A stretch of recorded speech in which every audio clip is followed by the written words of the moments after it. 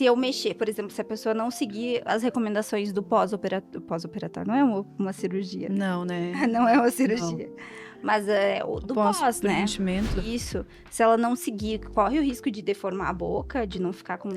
O tomar o chimarrão, por exemplo, que nossa região, ela, né, tem muito chimarrão.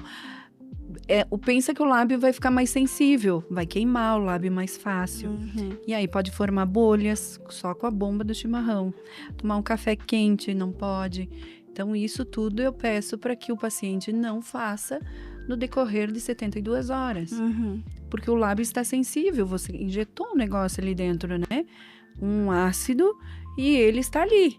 Ainda não se posicionou no lugar certinho. Uhum. E aí você vai ali com a bomba de chimarrão, tu vai queimar aquele espaço ali. Uhum. Ah, tomou o café, mas o café vai queimar. Ah, vou comer a comida quente, vai queimar. Então isso é bem importante, você hidratar esse lábio.